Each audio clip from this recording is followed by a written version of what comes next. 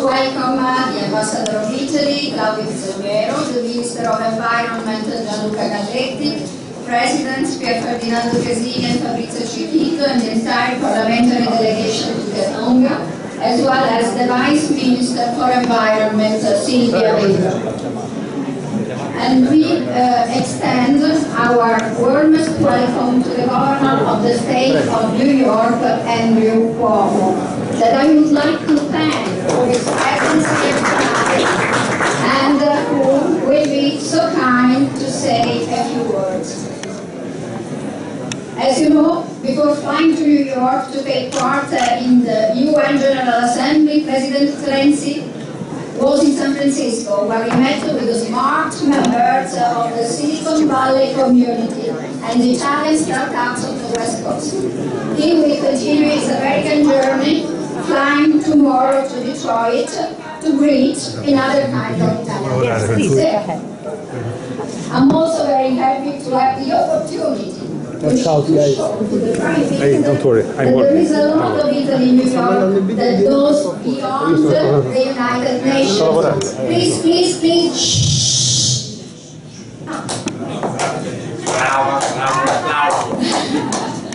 For example, reading a book by two members of our community entitled Tech in the City, I found out that the East Coast, please Governor, tell me that is true, is not less important than California in the technology sector, and that many Italian startups found their way in New York and the tri-state area.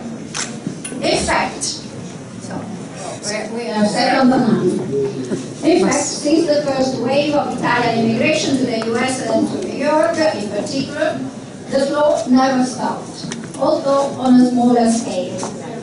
What has changed over time is rather the profile of this new generation and this new migration. More educated people were moving to New York, artists, scholars, architects, musicians, and many young people who often came here to complete their studies and then decided to stay. They are now lawyers, brokers, medical doctors, researchers who keep strong ties with Italy. They found here something which is not always easy to find in Italy.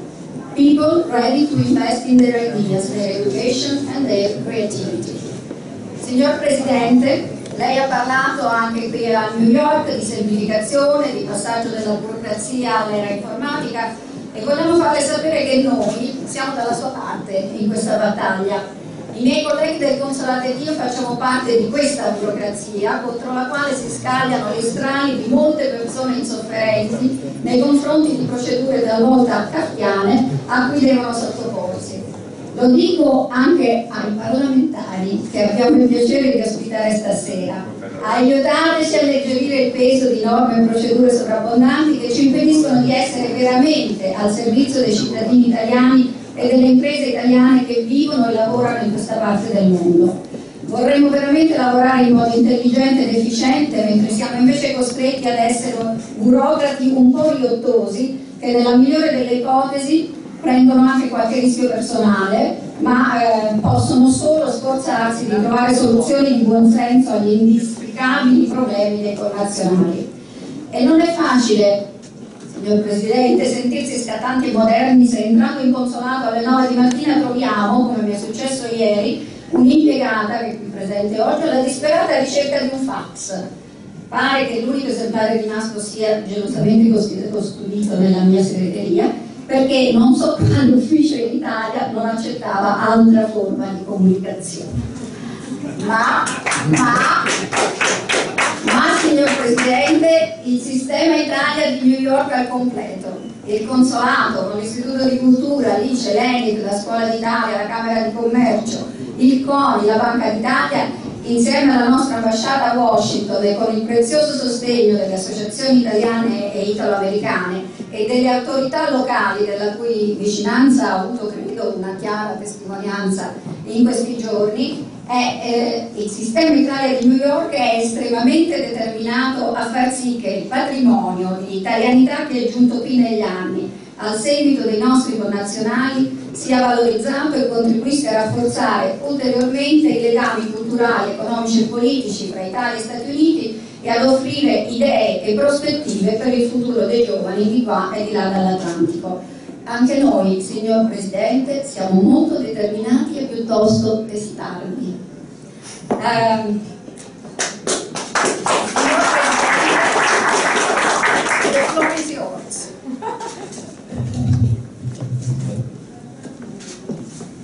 Grazie mille, buonasera a tutti.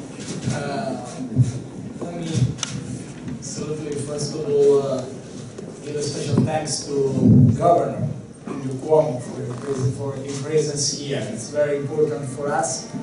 You know, the leadership of Governor Cuomo is absolutely important for this state, but in general for this country, and for the importance of this country. It's absolutely important for everything in every man and woman who work for politics around the world. So thank you so much for your presence, and I know we can absolutely continue in this relation. I wait for you in the next Expo in Milan 2015 in Italy from May to October in a very, very, very important event. Also because Expo could become the most important opportunity to create new strong ideas for Italy, and I think this is a great opportunity also for you. We invite Mr. Cuomo, but also for you, the open and very good. Lasciatemi parlare alla comunità italiana che è presente qua. Io so che molti di voi vivono in questa città, che è la città più importante del mondo, con lo spirito di chi sta vedendo realizzati i propri sogni. Ed è una cosa molto bella. Una cosa molto bella che New York abbia accolto nel corso degli anni, nel corso dei decenni ormai, i sogni più disparati e li abbia trasformati in progetti straordinariamente affascinanti. Credo che questo valga per i nostri nonni, i nostri bisnonni, che vedevano arrivare da lontano, scorgere da lontano il profilo della Statua della Libertà, come nei racconti, nelle storie che abbiamo imparato a leggere e che abbiamo imparato ad amare. Vale per chi invece più comodamente arriva in aereo, ma si lascia dietro di sé un bagaglio di emozioni, immaginando quanto sia difficile costruire il futuro, eppure lo fa, con determinazione, con coraggio. Ecco che le parole del primo ministro italiano in questa città sono parole che devono innanzitutto sentire il carico di storia, di peso di storia straordinariamente grande di una comunità, la comunità italiana, che ha segnato questa città, che si è fatta segnare e che ha segnato questa città. Dai livelli istituzionali a quelli imprenditoriali, dai momenti di sport fino alle espressioni culturali, noi abbiamo molto imparato da New York e contemporaneamente abbiamo dato qualcosa a questa città per farla diventare quello che è una grande, forse la più grande capitale globale del mondo. Eppure vorrei parlarvi non nella veste di cittadini newyorkesi o di abitanti di questo, residenti in questo grande sogno che è l'American Dream. Vorrei parlarvi nella vostra veste di cittadini italiani, o comunque di persone che amano l'Italia, che vivono l'Italia come una patria che è innanzitutto una patria di affetti, indipendentemente dal passaporto. Io credo che l'Italia possa e debba fare di più, e che noi dobbiamo abituarci a pensare che il mondo globale non è quel pericolo e quella minaccia che ci hanno raccontato. Per anni nel dibattito italiano, lo avrete senz'altro seguito perché siete sicuramente attaccati a questo tipo di discussione, si è rappresentata la globalizzazione come la più grande incognita per l'Italia, come il più grande problema per l'Italia. Si è detto, prima eravamo un paese medio in un mondo piccolo, eravamo sulla cortina, al confine, eravamo importanti per questo. Adesso che il mondo butta giù le barriere e che diventa un mondo piatto, non c'è più spazio per l'Italia. Difendiamoci, stiamo impauriti, stiamo coperti. Questo atteggiamento è stato l'atteggiamento più sbagliato che l'Italia potesse avere nel corso degli ultimi anni. La globalizzazione è la più grande opportunità che la nostra terra e pochi come voi possono saperlo. Pochi come voi conoscono la domanda d'Italia che emerge in tutti i settori economici, culturali, sociali, civili. Pochi come voi sanno che l'espressione made in Italy non è soltanto un vestito o un vino, non è soltanto un prodotto di alta tecnologia o di meccanica tradizionale. Il made in Italy è innanzitutto un lifestyle, un modo di vivere, un modo di relazionarsi alla vita di tutti i giorni. E in un mondo che ha 800 milioni di nuovi consumatori dobbiamo smettere di pensare che la globalizzazione sia un problema. La globalizzazione è per noi la più grande delle opportunità. Il mondo globale chiede bellezza, il mondo globale chiede Italia. A noi il compito di dare una risposta. In questi anni forse non ci siamo riusciti fino in fondo. Lo sforzo di tutti noi, indipendentemente dalle idee politiche, come sapete qui è presente la rappresentanza parlamentare, che per definizione è una rappresentanza parlamentare che tocca vari partiti e vari schieramenti.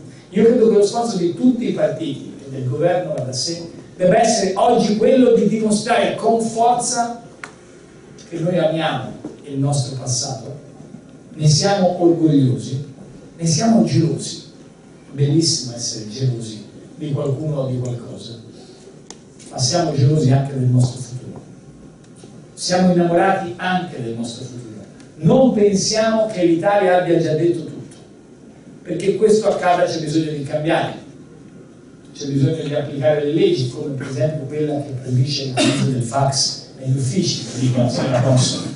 Ma c'è bisogno anche, io non capisco perché parlate sempre soltanto sui fax. C'è qualcosa che mi dovete spiegare. Ma credo che ci sia un grande spazio per noi, purché noi per primi cambiamo, purché noi per primi siamo pronti a capire che la grande lezione che questa città sicuramente insegna è che se si vuole essere in grado, se si vuole restare a galla bisogna correre. È un po' la bicicletta a New York, per stare in equilibrio devi correre. È la stessa cosa che vale per l'Italia. Stando fermi si cade. Muovendosi e accelerando siamo in grado di mantenere un equilibrio, che è un equilibrio di bellezza e di dinamismo, non è un equilibrio di tristezza e staticità. Ecco allora che il mio impegno è quello di provare a cambiarlo davvero questo meraviglioso paese. Cambiarlo perché resti se stesso, cambiare la burocrazia, cambiare le regole del gioco sul lavoro, cambiare il pacchetto istituzionale e costituzionale, essere finalmente in grado di avere una giustizia che dia in tempi certi un responso e non faccia attendere 3 anni, mentre magari le corti americane, francesi, inglesi, tedesche impiegano 1 anno per dare una sentenza come giustizia civile. Noi questo paese vogliamo cambiarlo, però vi chiediamo una mano, anche se non siete in Italia, anche se non votate, anche magari votate, per carità, però abbiamo deciso di non votare noi per qualche anno, per cui se non vi... Non è questo il punto. Non vi stiamo chiedendo un consenso o un impegno di natura elettorale, vi stiamo chiedendo molto di più, vi stiamo chiedendo di fare i cittadini. E allora per questo non smettiamo di credere che il futuro dell'Italia sia una grande opportunità. Non rassegniamoci alla rassegnazione. E non si tratta genericamente di essere ottimisti, si tratta di essere consapevoli che sì, abbiamo dei problemi, per carità, ci sono dei numeri che non vanno, ma c'è una straordinaria forza nel nostro paese. Abbiamo un debito pubblico alto, sì, è vero, ma abbiamo la ricchezza privata più alta del mondo occidentale.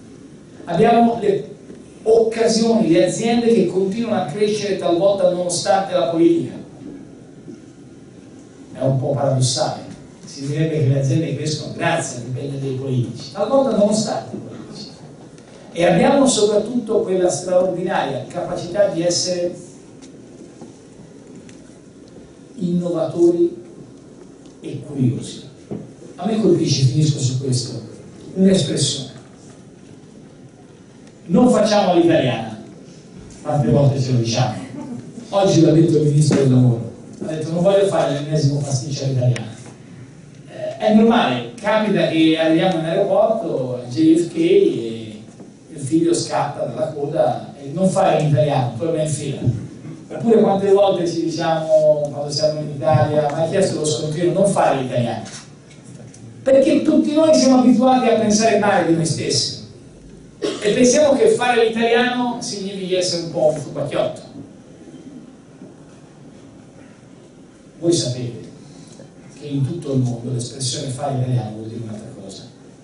Fare gli italiani significa aver fatto le opere d'arte più straordinarie, aver fatto le invenzioni più incredibili, essere riusciti a creare dal motore a scoppio fino ad essere, in questo caso nella Silicon Valley, ma non dubito anche nella East Coast, capaci di creare non soltanto delle start-up ma dei sistemi di straordinaria fascino e suggestione per il futuro. Fare gli italiani allora significa essere i custodi di una bellezza senza fine, di una bellezza senza uguali, che ha bisogno oggi di essere rilanciata nel futuro. E questo è il nostro obiettivo, essere gelosi del passato e gelosi del futuro. Se per farlo occorrerà fare qualche battaglia in Parlamento, la faremo. Se per questo occorrerà sfidare qualche potere forte o presunto tale in Italia, lo sfideremo. Se per questo, anche se io più che i poteri forti temo i pensieri deboli, quelli che fanno tante chiacchiere e poi non riescono a cambiare alcunché, se ci sarà bisogno di fare la nostra parte, io vi garantisco che la farò. Però vorrei chiedervi una mano: fate gli italiani, che non vuol dire saltare la fila o non chiedere lo scontrino. Fate gli italiani, ricordatevi la grande bellezza che siamo chiamati a rappresentare, e se lo faremo tutti insieme. Beh, io credo che torneremo ad essere orgogliosi di un paese che ha un passato straordinario, ma che anche grazie a noi consegnerà ai propri figli la più bella delle occasioni, l'occasione di tornare a essere se stesso. Grazie di cuore per essere qui. Grazie Presidente. Matteo, Andrew Cuomo. After having had the exquisite pleasure to welcome here the Consulate Governor Mario Cuomo and our beloved Matilda Cuomo, now we are today really happy to welcome the actual and the present governor of New York State, Andrew Cuomo.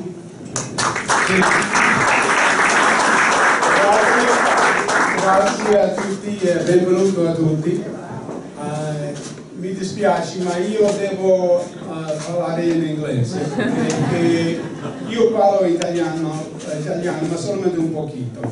Io ho studiato la lingua nella scuola per 4 anni, ma forse 20 anni fa. Sono vecchio adesso, so I don't remember that well. But first, a great welcome to the Prime Minister and the First Lady and his team. Let's give them a round of applause and welcome to the First State of New York.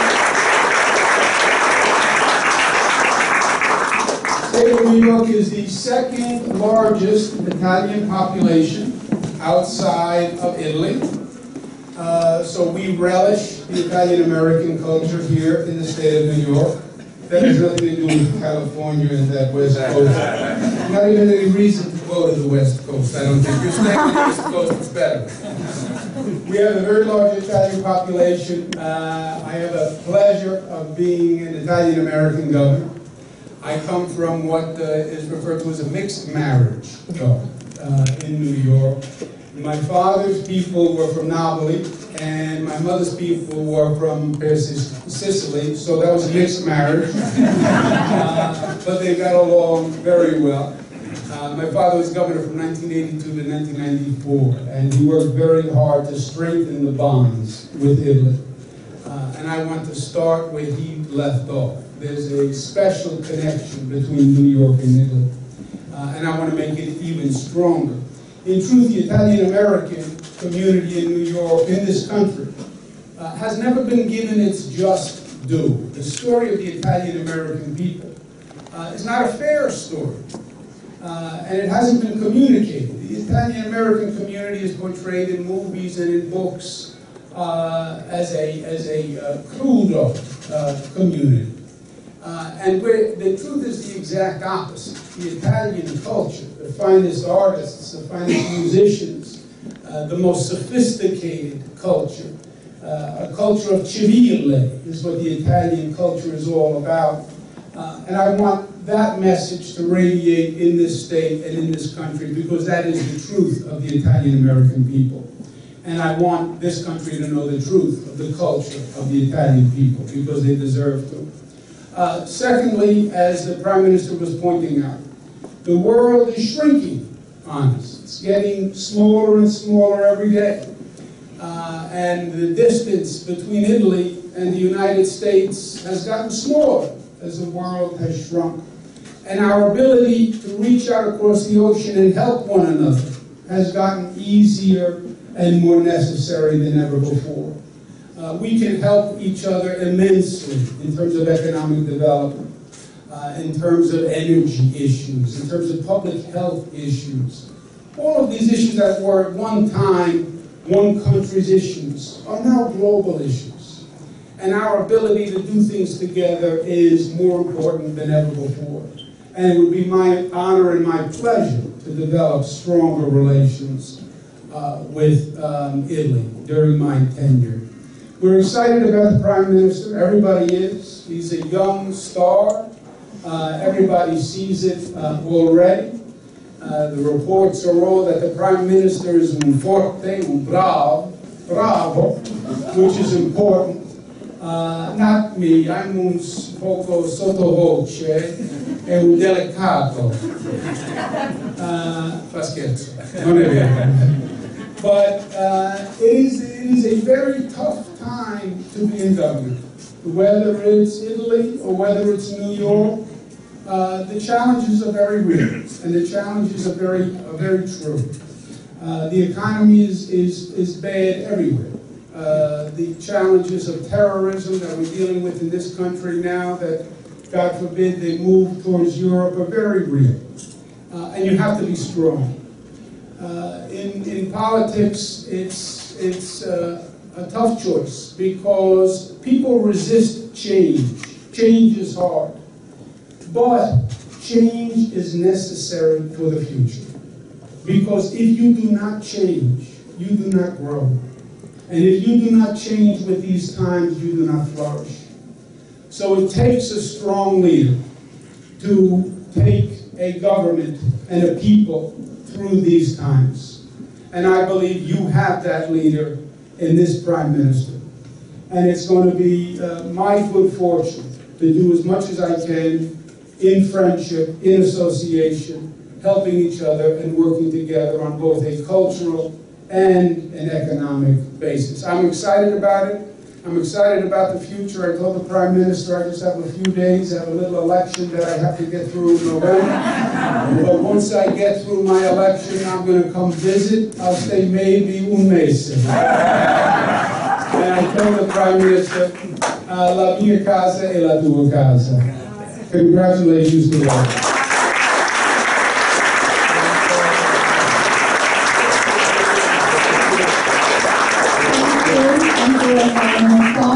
Thank you to everybody, and now after the speeches it's the moment to enjoy some refreshments in the other room, and I invite you also to enjoy this room, because there is a beautiful installation from a young Italian artist, and we decided for the culture, to promote Italian culture, to really host as soon as every time is possible